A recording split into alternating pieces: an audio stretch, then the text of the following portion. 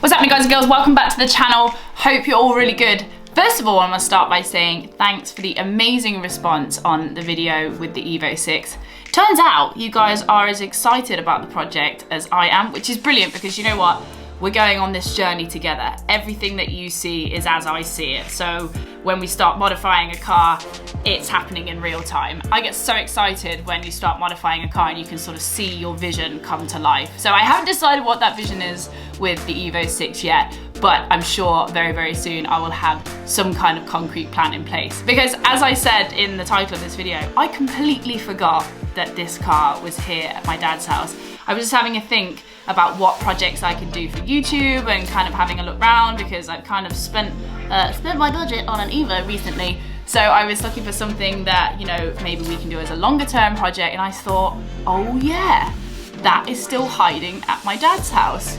So I've come down to have a day with my dad basically and sort of see him because I've been out of London quite a lot recently.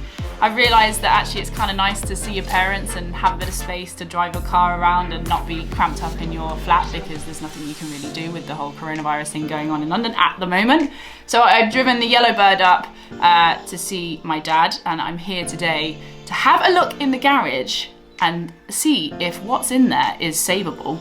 And also to spend some time with the old man. You guys seem to love him. I mean, I love him to bits, obviously, but he's such a character, and I think he's a bit of a closet extrovert because he loves being on camera. He acts like he doesn't, but he definitely does. So let's go have a look in the garage, go say hi to Pops, and yeah, let's see if this thing is savable. I see you still have your car collection up here, Daddy-o. Yeah. Always. Say hi. Hi to everyone. Hello. Hello. Hello. Have you been doing your jigsaw? Dad's like aging. You started doing jigsaws these days. Well, is this you now? Yeah, so welcome to my house, guys. This is, if you guys have watched the Drift Queen series, then I guess you would have seen a little bit of it. Are you making coffee? I'm just refreshing mine. Okay, perfect. I'll make you a fresh one. Amazing, thank you. This is our fridge with all of the memories on it. See, this was your old car, wasn't it? 59 Chevrolet Bel Air. That was Dad's. We had that years ago, didn't we? Yeah. And then Dad. Pride and joy. That's me when I was go-karting when I think I was like, what, 13? Yeah, something like that. Go-karting? No, it was Junior Dragsters, I think. Junior Dragster, yeah. That's me with my dad when I was a bub. Me being, when was that? That was definitely my prom. That's the Mach 4, yeah. That was my prom. Yeah. Oh God, that's our old dog, bless him. Yeah, no, it's kind of cool, as I said, like this house is, it's like a time capsule of the past, isn't it? Here we have another. Dad likes to keep some of the photos around that I used from my early days of modifying. So let's have a quick look in the garage and see if we can. What's a mess? Ah, no change there then, eh? So, bit of a story. This car was given to my brother on his 18th birthday, and he ripped it to bits and never did anything with it. Yeah, you weren't lying, Dad, it's busy in here. So at the back here we have a 1973 Mach 1 Mustang. Now it's looking pretty sorry for itself right now, as I said, it was given to my brother for his 18th and he just seemed to rip the engine out, take all the panels off. There's the bonnet there, the wings, I think the doors, there's the doors there, there's the engine, there's the gearbox, actually there's one of the seats, and kind of, yeah, did nothing with it. But the history of this car, I'm going to put a picture of it here now. This was actually my mum's car, so it's a 1973 Mach 1 Mustang. She had, actually I need my dad to tell me this story because I don't even remember all of it. It's kind of, the car's kind of buried under things. We have a nice Mach 1 rear bumper, front bumper. Looks like front bumper, doesn't it? Mach 1 Golf. The original box from, you know, the louver on my E21. This is the original box from the 80s, I guess, of the Autoplast rear louver. Look, one rear screen visor, BMW 316. I kept the box because the company itself, Autoplast, actually went out of business in the end. He's a guy who's actually involved in cars now, and yeah, these are hugely collectible items now, but the box is a little bit wrecked. So Dad, well, there's the wheels of it anyway. Yes. And these are my Underglows. back from the old modifying days, I had these under my little junior dragster, didn't I, actually? Yes. Yeah. So it had little glows when you were going up to the line in the night time. Yeah, for the Flame and Thunder. Ah, yes. Good old Santa Pod. Yeah. That's a poster from the year I was born. It's a very good year. A fine wine, 1992, isn't it? It was. Oh, so tell me the story of this car. It was Mum's, wasn't it? Yes, we bought this car in, I think, 86. So as I walked in, I was like, yeah, Mum had this, and then I was like, oh wait, I wasn't even alive when Mum had this. No, originally. it could even have been a bit earlier, but and we had this car. It was our daily driver. So Mum dailied this. Yeah. I'll put some pictures in actually, because Mum was in the paper with it, wasn't she? She was, which you've got Honestly. pictures of. Tart. So this was her daily driver. Now it's massive. It is. It's a big car. Like, how long do you reckon that is? 20 feet nearly, 19 feet. 20 feet long. Yeah, nearly 7 foot wide. Seven. It's not 7 foot wide. 6 foot odd wide, anyway. It does look massive. I mean, I had a quick look when I was researching nearly 2 this. tons, 4,000 pounds. And it's a 351 Cleveland, right? 351 Cleveland 4V. So it had although it's smogged up because it was a 73 and only made about 190 horsepower That's out so of 5.7 litres. Probably there's more horsepower in my Ford Ranger diesel, 3 litre, half the size of the engine. But this was 4-barrel carb, big valve and big port heads. 351 Cleveland. The block is there. Which is, it seems criminal, really, because it was a together car at one point. It was. And David kind of got to work on it. Took it completely to pieces. About 10 years ago, and then just lost then interest he went to in it. Went to uni and just forgot about it. And it's here. I have a picture of me when I was a baby sat in these seats, remember, with my little pink wellies on. Yeah, yeah. It was good. It was not the best running car, but it went okay. Got headers on it and twin exhausts. So it had I think that's a C6 transmission. It's got a Ford 9-inch rear end.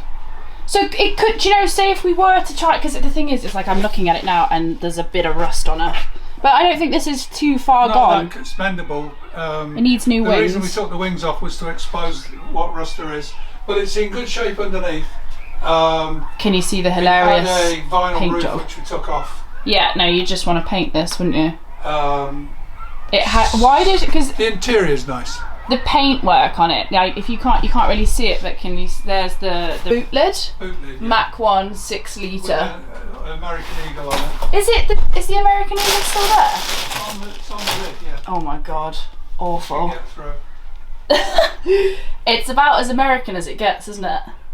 Well, it was done in England. It was painted in the early 80s when the fad was stars and stripes and all the rest of it. I can just imagine, look how massive the bonnet is. Yeah. It's all the way from there to all the way back there. It was very much long bonnet, short backside. They called it the bread van because of the cut back, the way it was styled. But it's lasted until the latest generation of Mustangs, because after this one came the awful 2 litre Mustang. Steady on, Dad. You're on the internet. You could end up offending someone. Oh, okay. Well, this was the last of the big, the last of the big Mustangs for a long time. No, I've had a look at a few photos, and it's such a long-nosed thing.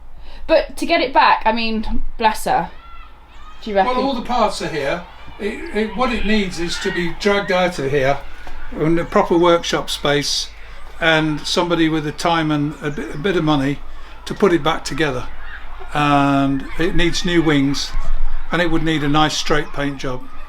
Yeah, in yellow. Probably for £10,000 budget, you could really do a nice job with this. In a bright yellow. Back as yellow as it was. Yeah. And all the correct decals. The wheels are quite rare. They're actual aluminium wheels. They are Ford wheels. They are not aftermarket. So they're the original Mustang wheels. Yeah. Oh yeah, you can see the emblems on there. I don't think it would take too much. No, it's a case of getting it out with enough space around you to work on it properly. Yeah. An open space. And there's like go-kart seats and all sorts. We have, I mean, there's David's old first cart there. Yeah, the interior did look nice. I don't think it's beyond repair, Dad. No, I don't either. Do you remember when I used to use this to go through all the apples in the tree, and you used to get annoyed at me because there was apple core all over the drill bit? Yeah. That used to be my favourite thing to do. I would come in here and without my dad knowing and just drill into the apples that I'd find in the garden. Loved it, didn't you, Dad? I did. Well, that's a lot of food for thought. It's not much to look at now, guys, but could this be... Would you like to see it back on the road? Of course. Okay. It would be great, a family project, but we need a space to work in. Well, there is space in here, it's just busy. Not really in here. Dad's like, get the car out of here. Yeah, well, yes. Well, we need to get a workshop. There's one of the seats.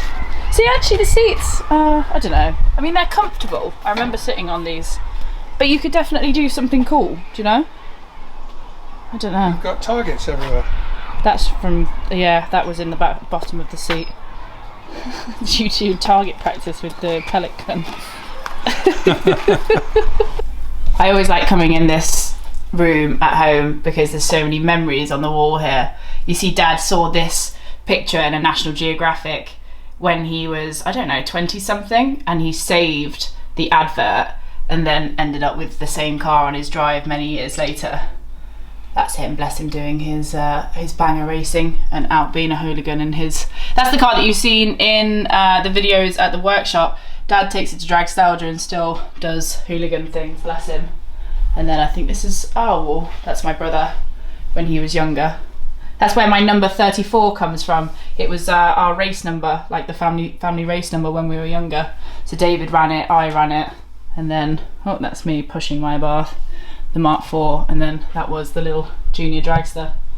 We had some fun, didn't we, Dad? We did. We've had a lot of good times. It's good. And there's the old man. Look, is that you? Yeah. Oh, who else would it be, really? That was, what year is that? 1982, I think. So you were out racing? I was racing from 1971. Yeah? And then before that I raced bangers.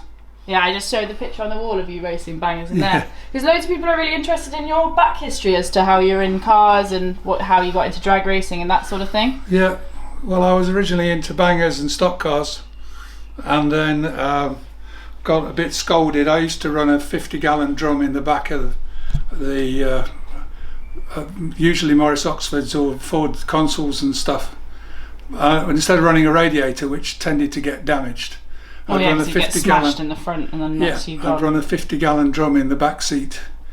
But you end up with 50 gallons of boiling water, and if you get tipped over, you tend to get a bit warm. Oh gosh! And I did get slightly, not exactly scolded, but made pink. And I thought, okay.